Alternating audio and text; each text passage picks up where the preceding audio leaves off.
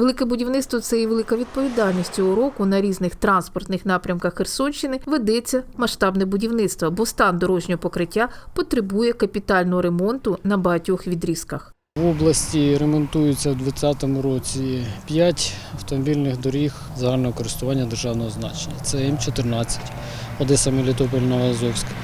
Там 36,1 кілометри, 12 ділянок. Р-57, Олешки, Голопристанськ, Кадовськ, 34,5 кілометри. Одна велика ділянка. Р-47, 3 діляночки, 8 кілометрів. Т-0403, Мар'їнське, Беріслав, 26 кілометрів, 6 діляночок. Т-2207, Високопілля, Велика Олександрівка, Беріслав. Ремонтуються 3 діляночки з загальною протяжністю 3,5 кілометри. Контролює якість виконання робіт сучасна лабораторія служби автомобільних доріг Херсонської області. З дорог, коли відбирається асфальтобетонна суміш, потрапляє в ці приміщення і на пресах формуються дані зразки асфальтобетонних сумішів. Потім на одному пресі на МС-1000 ми їх формуємо і на ПСУ-12 ми вже їх потім випробуємо відповідно до діючих норм 119 ДСТУ на асфальтобетони або ж на щебенево-мастичні асфальтобетони. Потім зразки з дорог, які відбираються за допомогою керновідбірника ГЮЛЬЦ-200, храняться до того часу, поки не буде зданий об'єкт. Якщо виникають суперечки з підрядником про неякісно виконані роботи, у нас завжди є зразки, якими ми можемо апелювати в даних питаннях. Якщо виникають непорозуміння з даним підрядником, в деяких також є свої лабораторії, то ми залучаємо дорожній контроль якості з Києва, який приїжджає і виносить апеляційні рішення по даним питанням, які у нас можуть виникати під час виконання робіт. Протягом року до неї надходили різні зразки з різних ділянок виконання дорожніх робіт.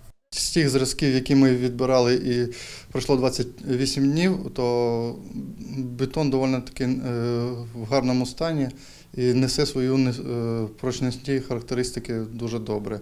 Також свови, які відбиралися, це регенерація старого покриття з додаванням бітумної емульсії та цементу. Також ця технологія себе дуже добре зарекомендувала в нашій кліматичній зоні А7. То в цьому році також відбирали, то дуже такі гарні показники.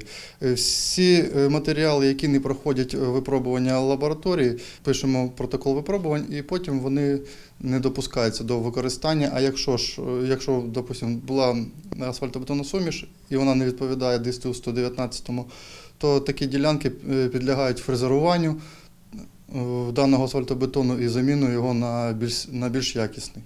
Важливо, аби дорожне покриття витримувало різний температурний режим – і спеку, і холод. До асфальтобетону додаються на даний час енергетичні добавки типу лікамонт, що дозволяють понизити температуру ущільнення даної суміші, понижити водонасичення та повисити його прочностні характеристики. Влітку ми додаємо також добавки, які сприяють покращенню такого показника, як Р-50.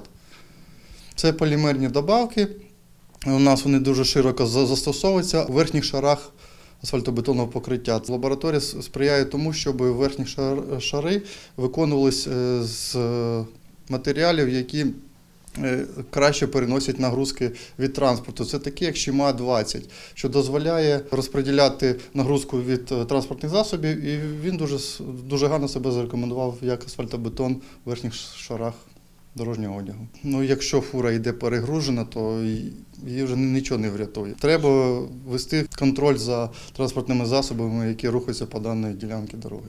До контролю якості в лабораторії треба додати і відповідальність підрядників, аби нарешті ми їздили якісними дорогами, бо це наша безпека.